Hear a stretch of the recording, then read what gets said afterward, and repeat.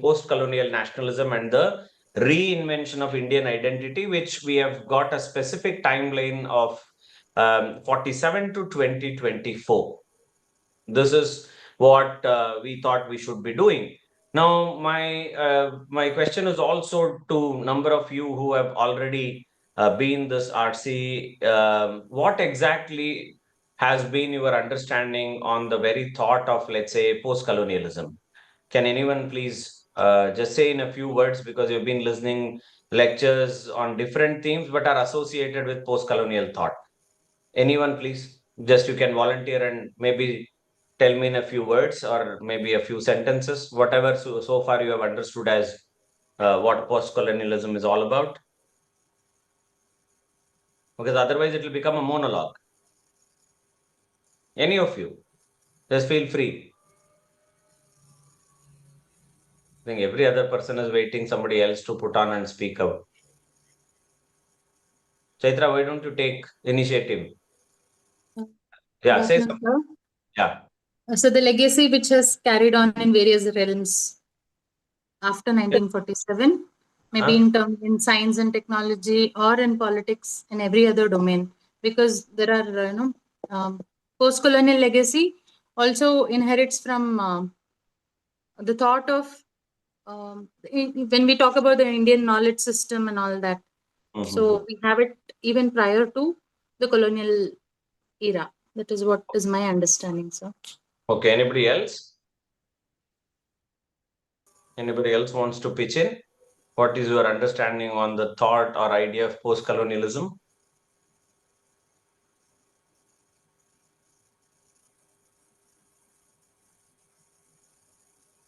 Okay, fine, not an issue at all. Whatever Dr. Chaitra said, I'll go by that. But at the same time, we'll also bring in an Indian context, because of late, the very post-colonial thought also has become very elitist. In the sense, the scholars who were working on post-colonialism have been living in the West only, to a very large extent, in the sense, they sitting in the Western society, speaking like the Westerners and writing like the Westerners, and also claiming whole propriety about other than them, nobody else can write. That's what has happened to post-colonial thought of late. That includes Gayatri Spivak, Dipesh, and quite a few scholars. But all said and done, then we also have a set of scholars who have been doing really good work, like someone like Partha Chatterjee, whom I admire a lot with regard to post-colonial thought, because that's rooted in the Indian tradition. That's rooted in not discrediting the Indian tradition, not discrediting the Indian knowledge, but at the same time trying to also customize and take certain things that have come from elsewhere. Now, having said that, Jawaharlal Nehru, our first prime minister, actually made a very, very important and a very interesting statement in the Tryst with Destiny speech. He said that India is an ancient country, but a young nation. He said that the achievement we celebrate today is but a step, an opening of opportunity to the greater triumphs and achievements that awaits us. This is what he said in the Tryst with Destiny. Now, if you look in this particular quote itself is capturing the essence of India's civilizational continuity. We might have had rulers from elsewhere. We might have had number of people who have come from elsewhere, but all said and done, nothing is perhaps invented overnight, or nothing has begun on 47. This is exactly what he's trying to say. And it also emphasizes on the thought that the post-colonial journey towards reinventing itself. This is what it's saying. So there was something in the past. There is something that we have to live in the contemporary time. And at the same time, we also have to make sure that how we are able to reinvent ourselves in the present time. That means we keep the legacy of the past, not that everything in the past is good, not everything in the past is bad. We take what is helpful to us, we take what is actually helpful to society, and leave aside those things that are not relevant, those are not actually of great help to us. This is how the thought or this particular quote itself actually spans into, where he says, so we go back to reinventing ourselves. Unlike the newly forged states in post-colonial Africa, or in West Asia. West Asia means Middle East. We don't say Middle East because it is not Middle East for us. It is Middle East for Europe and it is Middle East for the United States. For us, it is West Asia. India's nationalism, also because it is post-colonial nationalism that we are talking, India's nationalism has had what we call as the civilizational roots spanning thousands of years. There are only two civilizational states that are left to. One is India, other one is China as of now. Now, both of these, if you look in, after spanning for thousands of years, the challenge before the country in 1947, when we became independent, was to translate a pluralistic, ancient civilization into a challenge at that particular point of time, how to take it to become a modern democratic state. Modern democratic, not just state, but a nation state. When I say nation state, nation is a cultural terminology, whereas a state is a legal terminology. Okay, state is a legal terminology and nation is a cultural terminology. We wanted to be that culturally rooted yet modern legal state. So that was our idea. That's why we were a nation state. So how do you take this nation state from the position that it was to a situation that means a long legacy of being ruled by the monarchs, being ruled by certain things that were not up to the standards of modern day. It doesn't mean that they were bad rulers or anything. It's just that it did not work along with what we call as the modern thought of democracy, civil society, civic rights, to number of things that we are talking about. Now, scholars like Sudipta Kaviraj come up with very interesting understanding. They say that scholars in the West and the civil society in the West, they strived and they fought for what they have created in the modern times as democracy. The democracy has come because they constantly and consciously fought for that one, meaning that they had a project called democracy. If you look in, we call the trinity of Western political thought, that is Hobbes, Locke, and Rousseau. Now, if you look at all these three people, first one says that the human is horrible. Second one says, that is Locke says, we are horrible, but yet we can still become better. Third one says, we are rational, we are capable people, so we can have a social contract where somebody can change the state of nature into some orderly society, there where social contract comes in. And this whole social contract itself was to give away some amount of our security, give away some amount of our pleasure in return of security. Now, whom do you hand over your security if you are not confident? So you will hand over your security to a set of people who will have legitimacy. Okay. Now that legitimacy is also given by people. We give legitimacy to people, or we give legitimacy to a set of individuals whom we trust that they will not misuse our sacrifice. So that's a social contract. Now, this thought itself that we give legitimacy to someone and then they make use of it and that becomes a social contract itself is the fundamental of what we call as democracy. Because here we are considered as important to enter into a social contract because of a thought called private property. Now, that private property is one of the fundamental components of modern democracy itself. And that also gives a person an identity. Now, this is very important. Now, having said that, now here they gave a thought that this is how our social contract has to be, and that is going to be realized through what we call as democracy. So they fought for it. They strived for very long time, and then finally arrived at a final or an end product called democracy. Now imagine the Indian freedom struggle. Now, Indian freedom struggle, though started off by, let's say, the Indian National Congress. Subsequently, we had the Muslim League. Then we had the Hindu Mahasabha. We had Communist Party. We had a number of them actually coming in. But each one of them, if you look at, none of them said at the end, when the freedom struggle will end, that we will have democracy. They all said Swadeshi, Swadesh, Swarajya. They used all these things. But it did not mean democracy from the modern sense, what Western societies practiced. Neither we were prepared in that perspective through a particular way of preparing or anything. So, like a shocker, the time we became independent, we were imposed democracy. That means our leaders were Western educated. They felt that there is a value with the thought of democracy, and they decided that we will go ahead with that one. And then they imposed it, thinking that it is good for our society. So we did not own something, or we did not strive or struggle to have democracy. We struggled to have independence. We struggled for having freedom. We fought against the colonial rulers. But the end product was never democracy as such. Now, because of that, when democracy came into existence and it was put into practice, one of the first problems that we came across was what to do with this democracy, because my understanding of democracy is not even there. How does this function? We are not used to it. Nobody taught us anything. Society wasn't prepared as such. That's why when the first chief election commissioner was almost forced by Nehru by saying that, I think now you should conduct elections. Otherwise, there is no legitimacy here.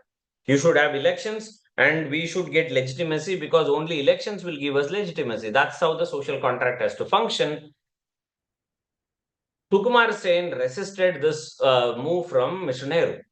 He resisted and he said, how can we have a democracy or elections in a democracy when large number of women's name in the country is mentioned as wife of so and so or daughter of so and so? They did not even have their original names in the rolls. So he resisted. No, sir, we will not have anything like this. We will wait. Even it takes a little longer time, doesn't matter, but we will have their names or real names on the rolls. That's how our democracy began. So, unfortunately, because we were also duty-based society, not a right-based society, but as the Western democracy is a right-based society, it took really long time for us to understand even what exactly democracy was trying to achieve. So, in whatever way it came in, we created an Indian way out of it. And then today, democracy is surviving in our own jugaad and in our own way, in our own style. It's not according to the Western standards. And that's one of the problems that every time comes back and forth to us to defend democracy itself, the democracy that we are practicing. Though people say largely India is conferred the title we are a democracy because of the thought that we are a practicing democracy from the perspective of electoral democracy. But there are many other things we still are improving. We're working from day to day. So we started off at a point of time when people did not even know how to cast a vote, to a situation where we have become comparatively better, and we are also fairly doing well over a period of time. We have come in our own way. So often, being a public speaker, a number of people ask me, a number of students ask that when will India become a vibrant democracy? This is a constant question that we are posed through. And I've always said to them that because we are not intolerant to violation of rights, democracy is not becoming vibrant. The day we become intolerant to violation of rights, India will become a vibrant democracy. Why are we not intolerant to violation of rights? Why are we so casual and okay with people coming in one way, people, not having respect for the rule of law? People are not bothered about what is happening, not following democratic values, to a lot of other things that are associated, is because of this problem, according to Sudipta Kaviraj, that we did not struggle to have the end result as democracy. It's been given to us or it's been imposed on us. So we don't own our democracy is a concern here. Now, but having said all of these things, this is one problem why when the modern democratic state or a modern democratic nation state had to be created, there were certain issues that we had to face through. Now, for example, when the post-colonial nationalism had to be put in the Indian context, is not simply anti-colonial sentiment. Anti-colonial sentiment does not make you post-colonial society. It's one of the, how long you will, as Dr. Shashi Tharoor and others speak, how long you will go on giving this reason that I was colonized. Any reason anybody asks you, why are you not performing well in your office? Because we were colonized. Right? How long we'll go on giving these as reasons? There's some timeline where we have to overcome this. And we have to come out of the syndrome that we were colonized. Now, what have we done in 75 years being an independent country? That's a question that we're dealing with. Right. Now, here it was not about simply being anti-colonial or having a sentiment of being anti-colonial, but a deeper and more complex effort to reclaim sovereignty in its fullest sense. That means political sovereignty, cultural sovereignty, economic sovereignty, and even what we call as the epistemic sovereignty. Even after centuries of colonial rule. That's exactly is our thought here. Now, politically we might be sovereign.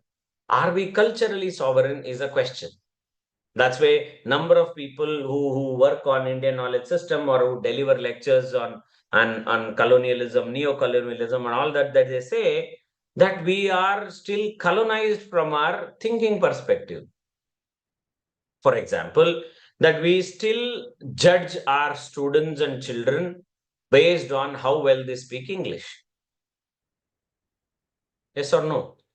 We also have those as standards, whether it is the skin color to everything. Western society is still a standard. That means it's a colonial mindset.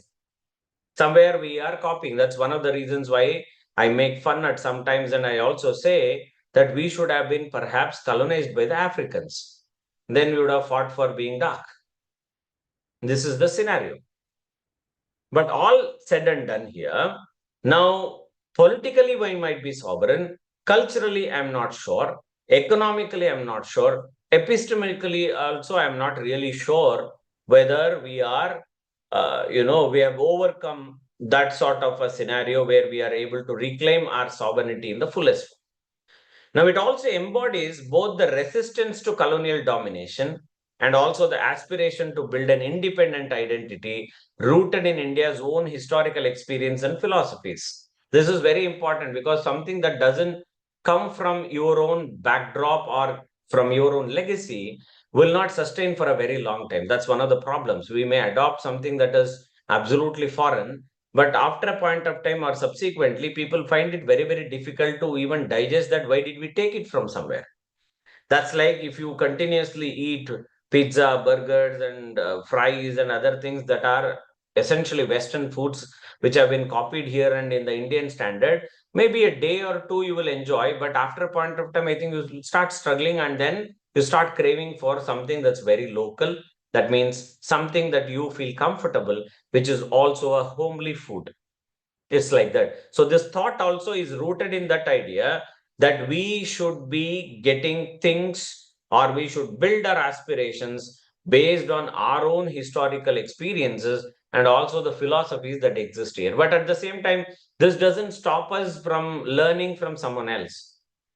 The moment we say we know everything, we don't need to learn from someone else, then there is a danger, because even the Vedas very, very clearly say that Ano Badraha Kratavo into Vishwataha, essentially saying that let the noble thoughts come from anywhere.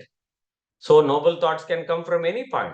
So you cannot say that I know everything. That's why this terminology of Vishwaguru got into trouble at some point of time, because then they had to change it to Vishwamitra or Vishwamitra, whichever way you want to.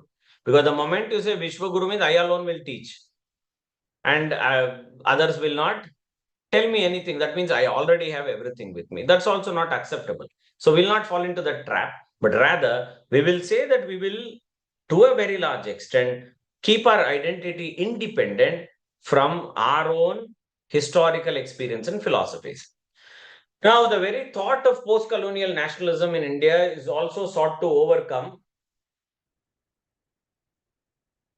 Just a second, please. Sorry for that. Post-colonial nationalism in India is also sought to overcome what we are studying today, the legacy of the colonial rule by imagining a nation that could reconcile the tensions between Western models of state and India's own indigenous traditions. We are caught between both. On the one hand, we appreciate the parliamentary democracy, we appreciate the set of Bill of Rights, number of things that we have borrowed from elsewhere, and then we have created our own constitution, no doubt about it. But at the same time, we are also concerned about things such as that how do we then blend and take it along with? As much as we want our children to be very modern, at the same time, we also feel that they have to be somewhere rooted in our own culture. Now, this friction will continue to exist in all the societies which can be called as post-colonial societies. Now, post-colonial societies cannot overcome this one. They cannot change their culture absolutely, because some tendencies from there, the scars from there will continue to be there, which is one major reason that we are struggling for a very, very long time. So the Western models of the state and then India's own indigenous tradition. Suddenly you will see the political dispensation seems to be speaking heavily on Indian knowledge system, and they're also asking that in all sorts of academic spheres, from science to non-sciences, or let's say social sciences, humanities, to everybody, to have a component of what we call as the Indian knowledge system. Now, why are we actually revisiting all these things? Will have some sort of a repercussion here. We'll also be able to understand. Now, at its core, if you ask me, it was about more than just reclaiming the lost political power. It was a project to reshape India's national soul, or the nation's soul itself. Sri Aurobindo, Tagore, and all these people would actually speak about it, including Gandhi as well. Because if you look at the Indian national movement, especially under the leadership of figures like Gandhi, which already began this particular process much before even we got independence. They were trying to work like a post-colonial nation, even being under the colonial rulers. They were thinking that you cannot become independent and then start thinking to become indigenous. And that's where the terminologies of Swadesh, Swadeshi, Swaraj, these were used. They were not trying to copy and use terminologies that come from the West, because they thought once we push on that front, we will just become copycats. We will simply be doing copy paste from there and then trying to mimic them. Already people like M.N. Srinivas said that, right? We go for modernization, westernization. All these things were spoken essentially to say, invariably we have a higher thought. That's how colonial rulers succeeded in making us to believe that we are inferior. In fact, the biggest battle was fought in the mind rather than it was in the battlefields. The moment they came in, one of the first things that they did was to make us to believe that we are inferior. Okay, for example, let me give a simple example how they made us to feel inferior. They even called it as white man's burden. So they made us to feel inferior with one simple example. Let's say they mimicked or they mocked our way of brushing. They saw Indians brushing with neem stick. They saw Indians brushing with rock salt. They also saw Indians brushing with charcoal. Okay. And then suddenly they made all of us to feel ugly, that this is how Indians are, uncivilized people. Then we did not have a way, or we did not have power to resist them and say that this is not wrong, this is scientific. But unfortunately, we did not have anything where we could defend and say, this is scientific only, this is not actually wrong. Now, something that is rooted in indigenous knowledge has a greater advantage, I'll tell you. Now, 150 years down the line, or 200 years down the lane, now companies that are owned by the West, having an Indian supermodel, jumps into your bathroom and she's asking, do you have salt in your toothpaste? Am I right? Priyanka Chopra is jumping into her bathroom, or some other heroine is jumping into your bathroom as a supermodel. She's asking you, do you have salt in your toothpaste? She is also asking, now the same international company he is creating neem toothpaste. They are also creating charcoal toothpaste.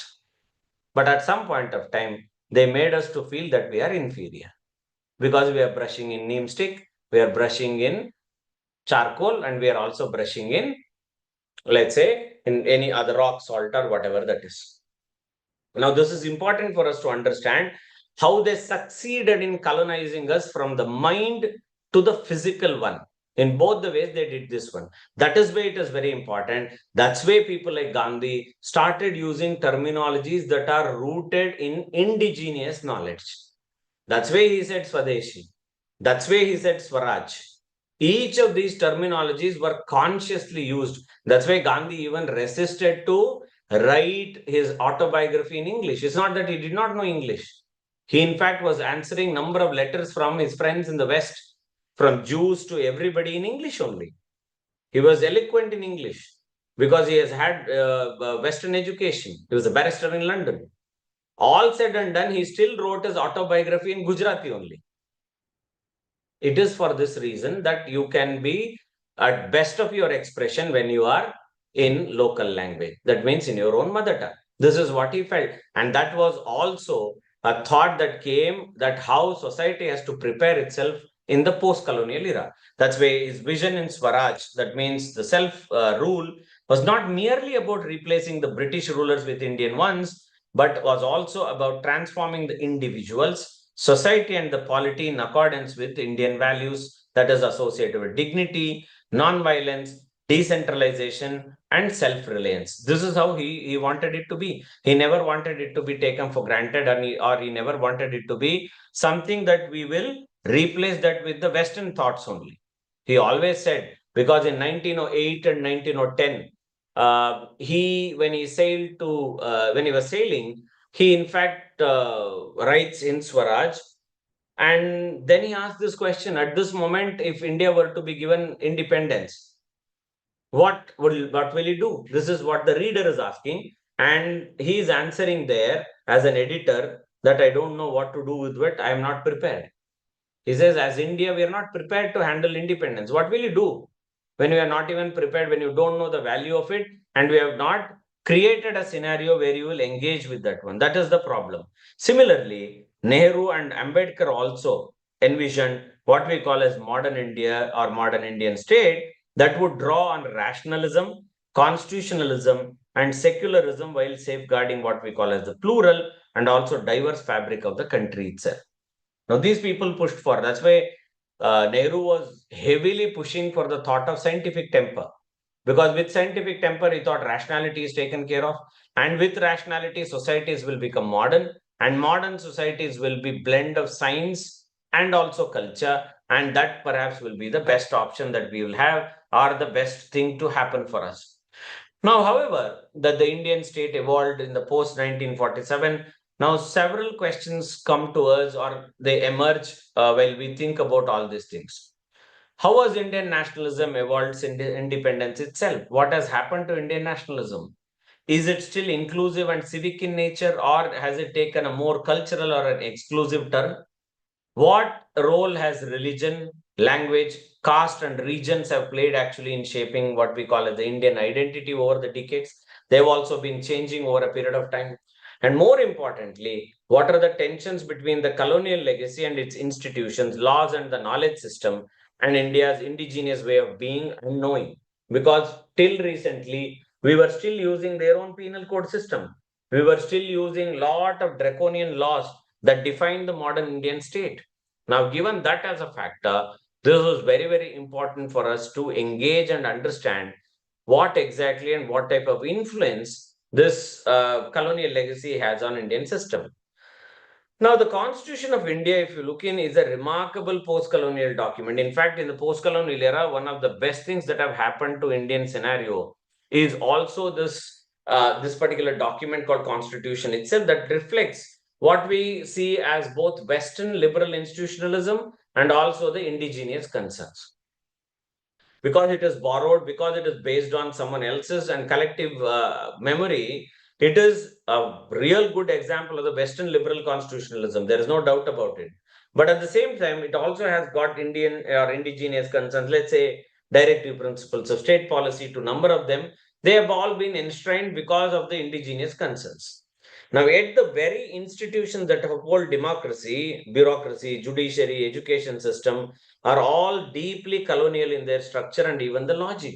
For that matter, even if you go into a restaurant that's air conditioned, let's say a five-star restaurant, you will still see the culinary arts being heavily influenced by the British legacy only. How to use a spoon, how to use a fork, how do you stand, how do you use a napkin. Everything is colonial in our behavior. Somebody stands next to you holding a piece of towel, and then each of this is symbolic and one or the other way are indirectly or directly affecting us. Now, has India truly been decolonized is a question that I asked before as well, or merely change the rules without altering the rules. We change the rulers. No, there is no doubt about it, but the rules have not changed. We have continued to be with the same one. So, rulers and rules both have to be kept in mind if we have to overcome the colonial legacy itself. Now, what I intend to do from the beginning and what I'll do in the next, whatever the time that we have for the first lecture to get over, is to look at and explore these foundational tensions that I spoke about, right? I spoke about the tensions of, modernity and world thought or indigenous thought, the issues associated with indigenous language, post-colonial legacy, and also the thoughts of sovereignty and everything. How independent are we and how much we are thinking about our own state? How do we actually overcome this whole deep issue of that we have changed the rulers but not the rule? We are still stuck with the colonial thought is something that we have to answer here. From Nehruvian secularism to planning into the rise of regional and caste based assertions and the civilizational turn in the Modi era. Again, we have gone to the era where we want to revisit, we are trying to look at indigenous knowledge system to everything.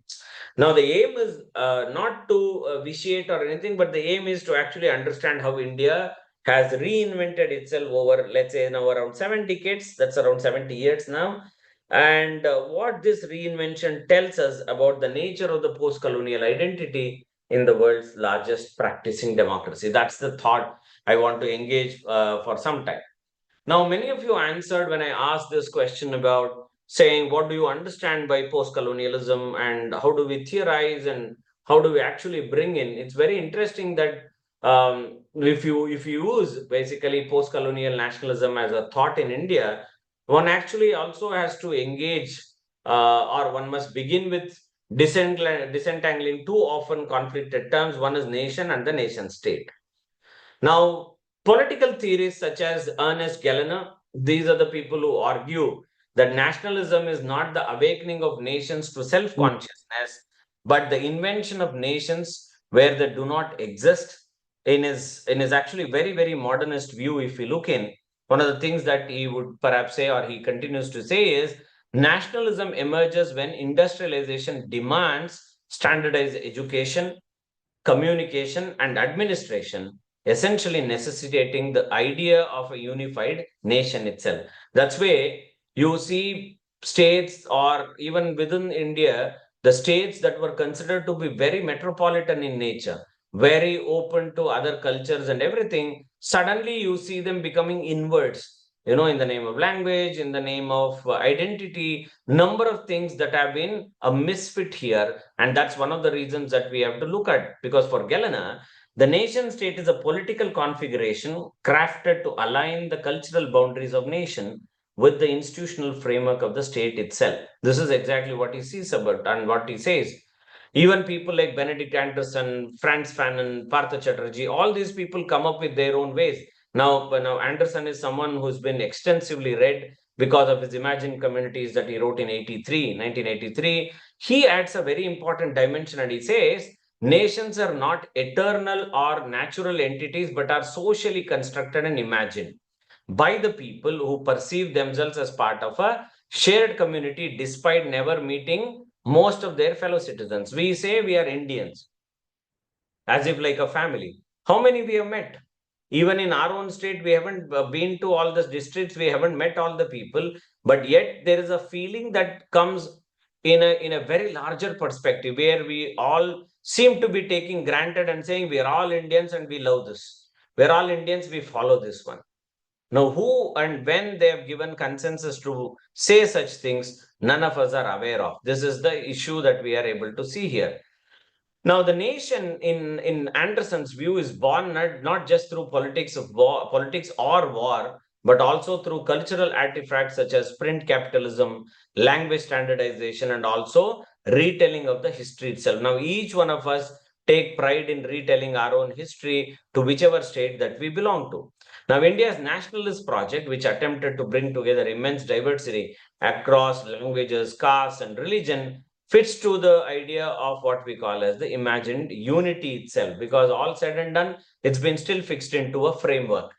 Now, however, the post-colonial nationalism actually complicates these modernist theories itself of nation states and all that thing, because Frantz Fanon very interestingly writes on the decolonization struggles in Africa, where he warns that post-colonial elites often mimic the structure and value of colonial regimes, leading to what we call as the false decolonization that retains external forms of liberation but fails to change the logic of oppression itself. If the thought of oppression is very common and we attribute that to colonialism, I think that oppression continues. Even indigenously, it continues. Even in our own community, it continues. That means we are into the trap of what we call as the false decolonization. We think that we are decolonizing, but unfortunately, I think we are only mimicking whatever that the colonizers actually did it here, and we are simply copying them to put into our logic and then speak about. Now, in India's context, this particular critique is sharpened by people like Partha Chatterjee, whom I mentioned in his path-breaking essay. Actually, it's titled as Derivative Nationalism. This is a very interesting work from Partha. He argues that Indian nationalism borrowed the political modern from the West, that means parliamentary democracy, bureaucracy, secularism, and all these things, while simultaneously seeking a cultural, what we call as the modern that was distinctly non-Western. So we wanted to do this one. Now, at least now we can say that the Indian right is ruling, and Indian right is unique compared to the right in rest of the world. In the rest of the world, the right is actually politically conservative, economically also conservative. But the Indian right has a uniqueness. It is politically conservative, culturally conservative, economically liberal. That's why you will see whenever we have a right-wing government, they will be asking for more and more foreign direct investment. As much they push for the indigenous idea, they will also push for the things that are different than the other ones. So we will, though we have all these things, now he says that the Indian elite constructed a nationalist discourse that maintained the outward forms of modernity, but tried to preserve a spiritual or inner domain of cultural autonomy. Now, this dualism that he says is that lies at the heart of Indian post-colonial identity, torn between emulating Western state structure and reasserting indigenous traditions. We are always torn between these. We want our society to be modern and technologically advanced, but at the same time, some of our thoughts are very parochial, or we would want them to be retained the way they are. And this friction is a very, very problematic one. So we don't know when we want all sorts of modernity, from AI, from all the technologies, from mobiles to everything, but still we are not very, very comfortable whenever our children end up dressing up in a particular way or they end up doing certain things. There, culturally, we become still very, very conservative about the whole understanding itself. And this is exactly what he says, that Western state and structure or Western state structure, and we are embracing them, but at the same time, we would want to assert our indigenous tradition by saying that we have a value associated with this. Now, this particular tension is visible in India's internal debates between civic nationalism and cultural nationalism. These two are two variants that we will find. Now, civic nationalism, if you ask me who all have practiced, one of the icons who have practiced this one, or some of the icons who have practiced this one, leads to Jawaharlal Nehru and Dr. Ambedkar. They conceive of the Indian state as rooted in shared political value, that means democracy, liberty, secularism, and constitution itself. Because civic nationalism emphasizes pluralism and legal equality over cultural homogeneity.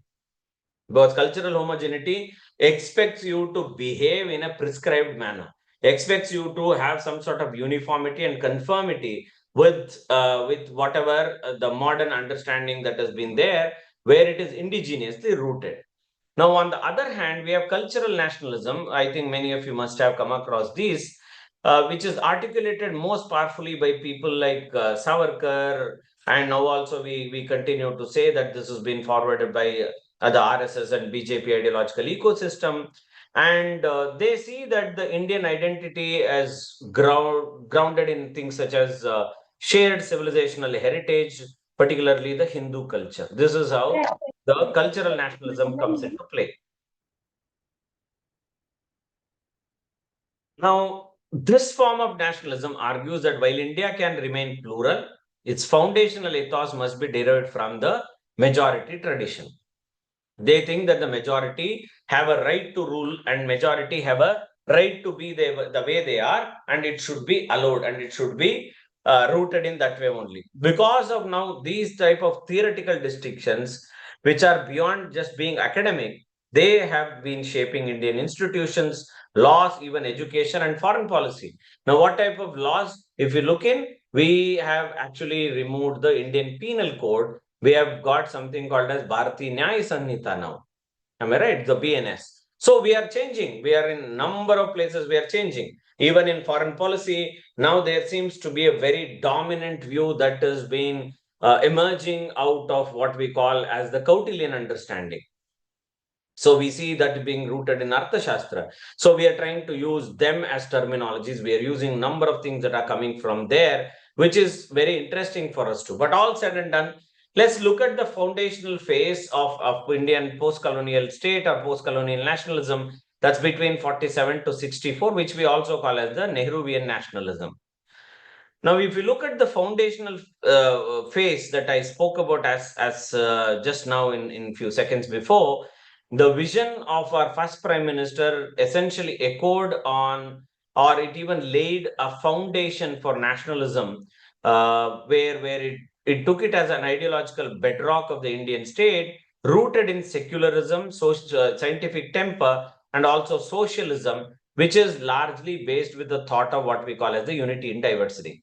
Now, this model is aimed at constructing modern, plural, and also democratic state from the ruins of colonialism and also the trauma of partition. He thought that was the best way that we had to conduct, and we need to make sure that we continue to remain modern, plural, and also always abide by and be there as a democratic nation state, because we have had been a very, very long time, let's say, the monarchical states. Now, at the heart of Nehru's vision was secularism, which is something that I mentioned before, which in the Indian context meant not to be exclusion of religion from the public sphere. That's like the Western liberal model.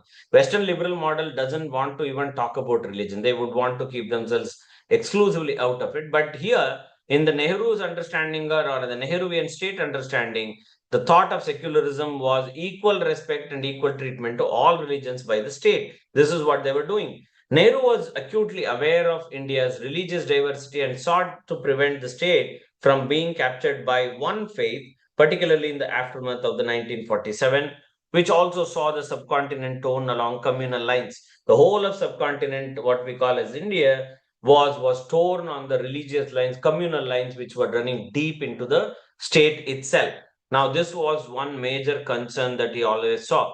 The violence, the horrific violence that we see between Hindus, Muslims, Sikhs, and the displacement of 15 million people and the loss of around a million lives left deep scars in the national psyche itself. And Nehru was one of them who was also affected about. Now, Nehru's insistence on secularism was both moral and political response to this particular trauma, an attempt essentially he made for healing wounds and also ensuring that the newly independent, the state that has become newly independent did not become a mirror image of what we call as theocracy. At no point of time we wanted state to enter into theocracy, because the moment you are in theocracy, you cannot question, because it is associated with faith. And there is a limitation on that one. That was the issue. He also emphasized on, I mentioned, scientific temper and rational inquiry as the cornerstone of national development, because democracy is all about asking right questions. If we don't ask right questions, then perhaps the whole thing ceases to exist. This was a problem, because he believed that the colonial rule had left India economically backward and intellectually stagnant, not only because of the modernist approach grounded in science, technology, and planning, and these are the only things that perhaps lift the country from poverty and superstition. According to him, or he famously described the larger dam, steel plants, and scientific institutions of temple of modern India. This is what his view was. He said these are the temples of modern India, and we need to give ourselves into such way. He built institutions such as Indian Institute of Technology in number of places, Atomic Energy Commission, and we also created what we call as the ISRO. All these things were done, and we will also see that he had a commitment towards socialism to establish what we see, because for him, establishing socialism can happen when you are able to have public distribution system, welfare at the economy, to everything that will in one or the other way fit into the very scheme that we are actually speaking of, the Nehruvian era. Now, the critical element of this phase was institution building, because without institution building, there would have not been a possibility of most of the things. So, Nehru believed that strong autonomous institutions were essential to democratic governance, bodies such as Election Commission, Control and Auditor General, and also an independent judiciary. This is very important, because that independent judiciary will be the only one which will have the legitimacy to say yes or no to certain things that are being done, which we saw during the Indira Gandhi era itself. Now, the successful conduct of India's first general election between 51 to 52, with nearly 175 million eligible voters, in which many of them were illiterate, was hailed by countries across or across the globe as the miracle of democracy, because most of them wrote, the then newspapers actually wrote, that it will be a joke and very soon we will see the collapse of the Indian state. But that did not happen. Number of papers wrote that the biggest joke ever happening in the name of democracy and everything, but somehow we managed to continue, we managed to hold on to.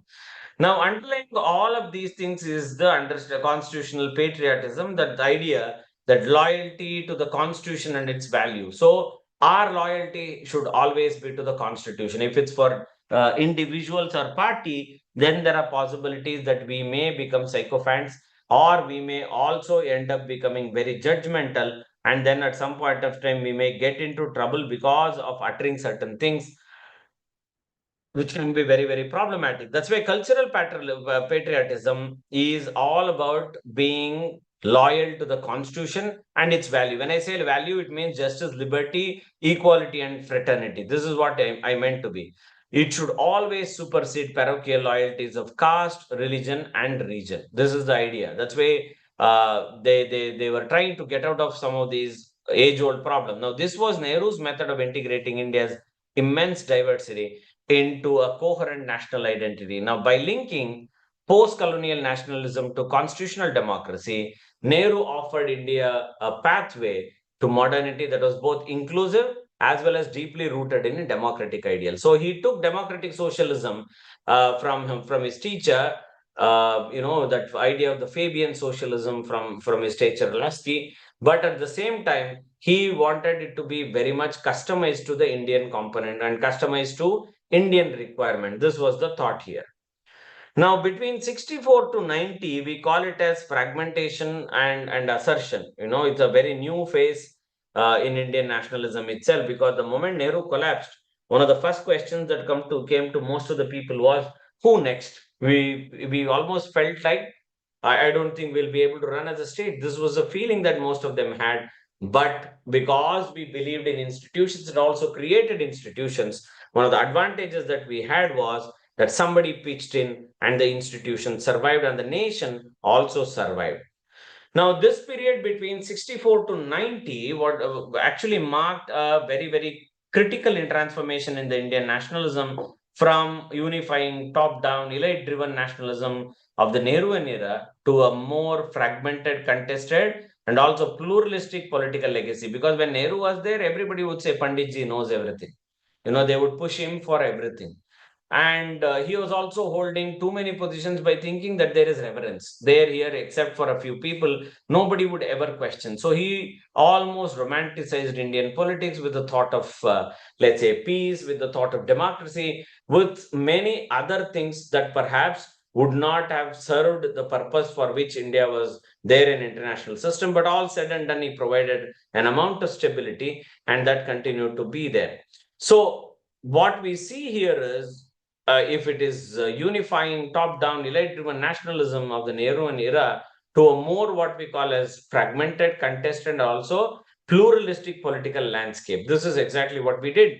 Now, this phase essentially witnessed what we call as the assertion of regional, linguistic, caste, and class-based identities within the country, challenging the dominant Congress-led national narrative.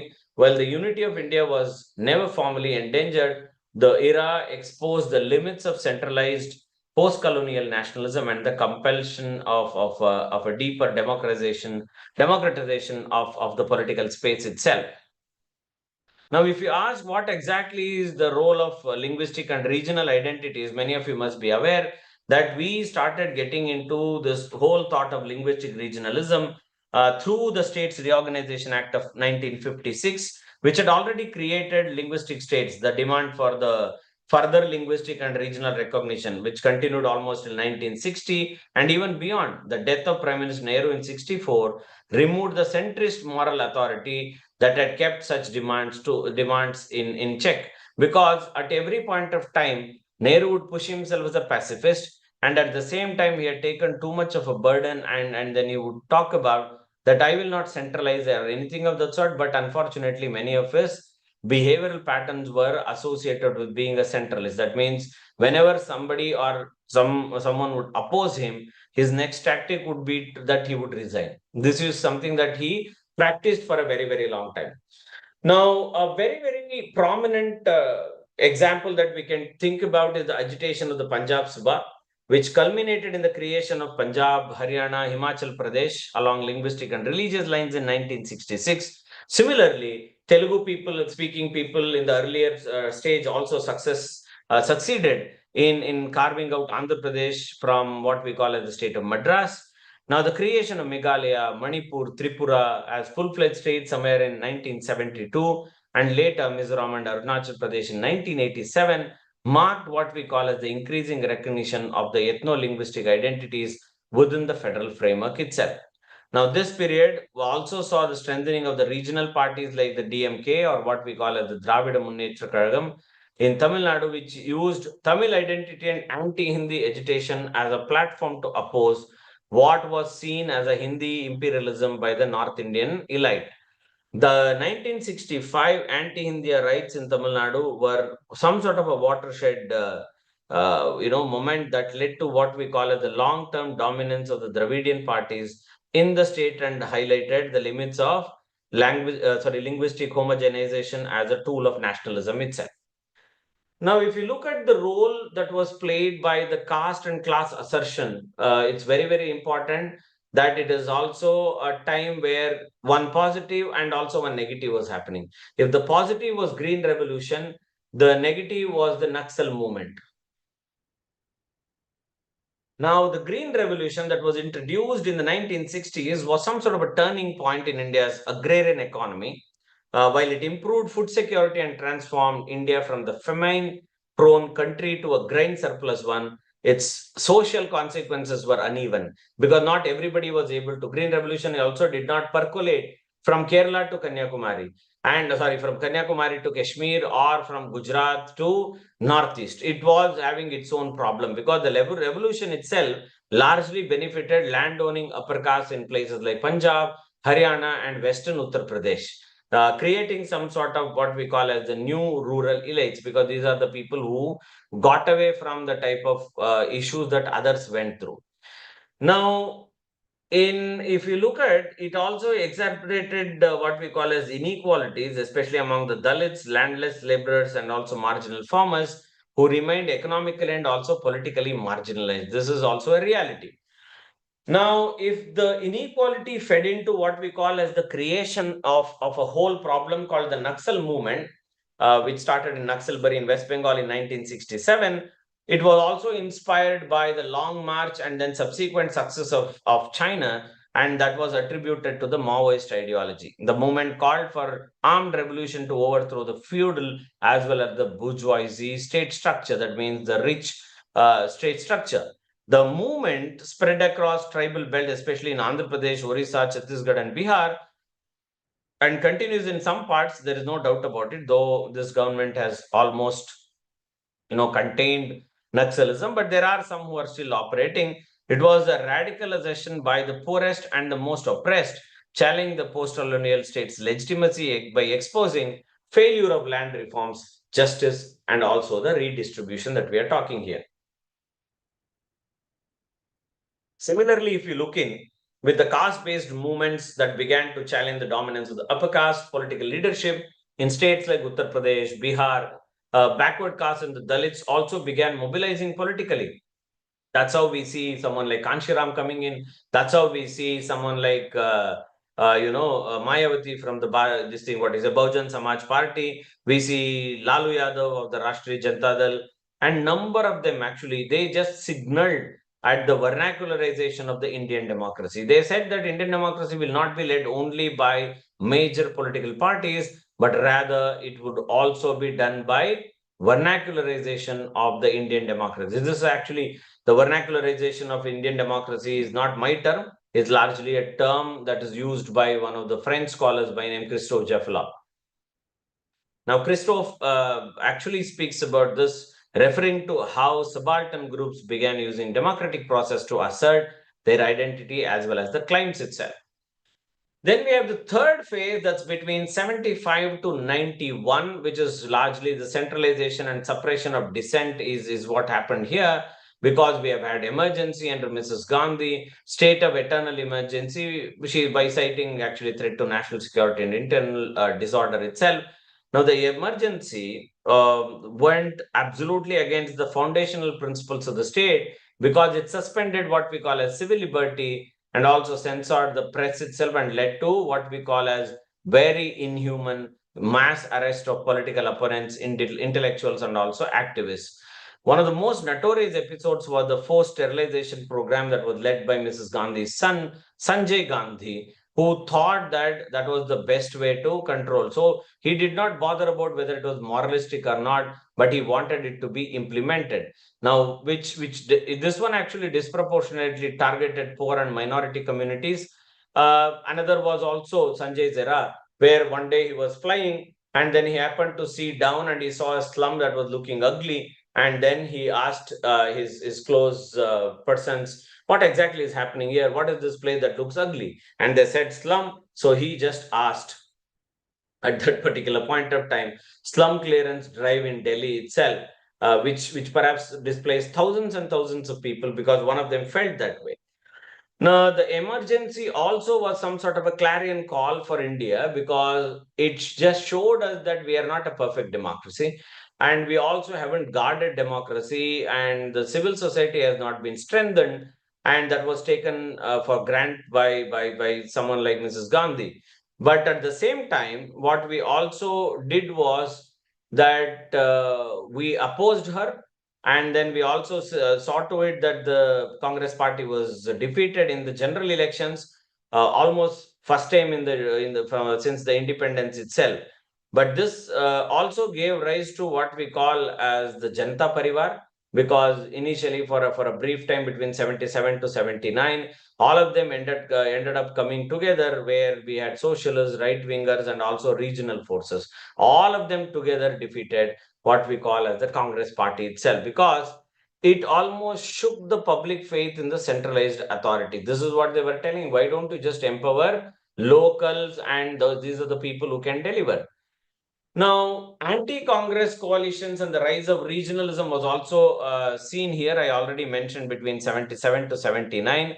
Apart from this, in the 1980s, actually, we have regional parties like the Telugu Desam party that came with the leadership of N.T. Ramarao, and Assam Ganaparishad of, let's say, Prafulla Kumar Mohanta.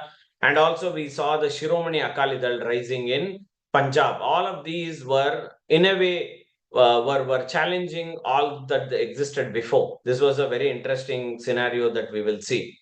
Now, in Punjab, the situation turned very, very volatile, where the demand for greater autonomy for the Sikh majority state culminated into what we call even now in let's say Canada. We are still facing this one, right? We have a Khalistan movement, the central government military operation that also took the life of Mrs. Gandhi was called as the Operation Blue Star that happened in 84 to flush out militants who were there in the Golden Temple, right? That included number of people whom Mrs. Gandhi identified as terrorists. That included even Bindranwale. Now, unfortunately, after that one, we also end up losing Mrs. Gandhi, which is a big time shocker. But all said and done here, the anti-Sikh programs that followed in Delhi and elsewhere expressed or exposed what we call as the communal fault lines in the post-colonial nationalism, and also severely weakening what we call as the Congress's moral authority itself. Now, similarly, in Assam, we had the Assam Gana Parishad that sustained from 79 to 85, led by the All Assam Students Union, was also driven by anxieties over illegal migration from Bangladesh. Is not a problem that has started now and Himanto is speaking, but it started way, way back after the creation of what we call as Bangladesh. And it was also perceived as demographic as well as cultural threat at that particular point of time, because it culminated to what we call as the Assam Accord in 85, but sowed seeds of long-term ethnic and communal tensions only, because once things start getting legitimized, they will continue to be in that particular fashion only. Now, the regional assertions were not secessionist in nature. They were not telling that we would want to be a separate country, but rather they were aspirational, demanding for greater autonomy, recognition, and also resource allocation. Even now, the same issues going on in number of states where they still feel that we need to rework on many of these things. This is one reason that you will see a refined Indian nationalism, not as a single top-down narrative, but also a federation of overlapping and also competing and contemplating identities in the system itself. Now, the next phase between 1990 to 2014, we will also see here the post-colonial nationalism and also the reinvention of the Indian identity. That's exactly what happens here. The period between 1990 to 2014 marked what we call as the crucial ideological transformation in India, with the emergence of what we call as the consolidation of Hindu nationalism as a mainstream political force that happened through the Bharatiya Janata Party. This era was characterized by what we call as the civilizational turn, a shift from the political nationalism or post-colonial nationalism that centered around the modern democratic state to a nationalism that is rooted in India's Hindu civilizational past. Now, people may take different views on this one. Somebody may say that there was a play of Hindu nationalism because of which a particular party came into power. There are also others who say perhaps the other political parties never heeded to the request and they never listened to the people, and that's the reason why a particular political party was actually created. This is the issue here. Now, this particular phase also witnessed the rise of regional cultural identity as some sort of a potent political mobilizer, an interplay that we can say, or one can conclude, saying that religion, caste, history, and education created a very, very important role. And 1992, we are all aware where the Ram Janmabhoomi movement and the Ayodhya issue happened, because this became an identity flashpoint. Now, India's political nationalism is now going through number of things that I'm mentioning as we are moving ahead with. So this is an identity flashpoint that we will see here, where the Ram Janmabhoomi that was led by the BJP and also other organizations that includes the RSS, VHP, and all of these. Now, the claim was that somewhere Babri Masjid is in Ayodhya, which was built somewhere in the 16th century for the Mughal Emperor Babur, stood on the birthplace of Lord Rama. This is the idea that they spoke about. So, correcting historical injustices were perceived to have occurred under the Islamic rule. This is how they started blaming, and this is also something that they said that we need to rectify this particular component.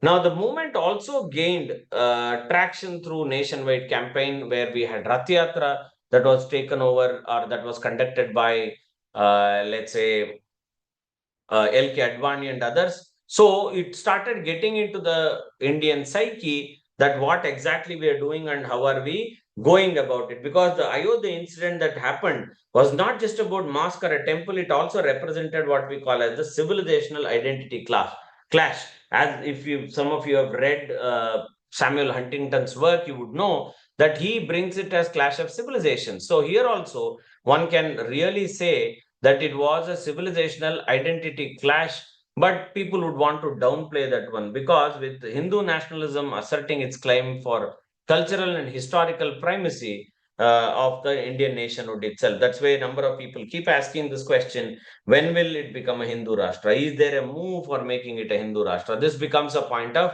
debate on many occasions. Now, for the first time since the independence, the idea of India as a Hindu Rashtra was no longer what we call as the peripheral. It had a very, very centered component of political mainstream itself. Then we also saw in this particular era itself things such as the Mandir dynamic. That means the caste and the religion became very, very important components here, where almost, let's say, simultaneously, we see the implementation of the Mandal Commission reservations in 1990 by Prime Minister VP Singh, which granted around 27% of, what we call as reservation for the other backward classes, which is also something that we see as very, very central to government jobs. And this decision itself unleashed what we call as a storm itself in lot of circles, because upper caste students and elites launched what we call as the mass protest, self-immolation, while maybe OBC, the whole OBC concept actually saw something of it as long-term justice that was not served, and also something that was associated with a due that was existing. This is the idea here. Someone says that this is the time for tea. Somebody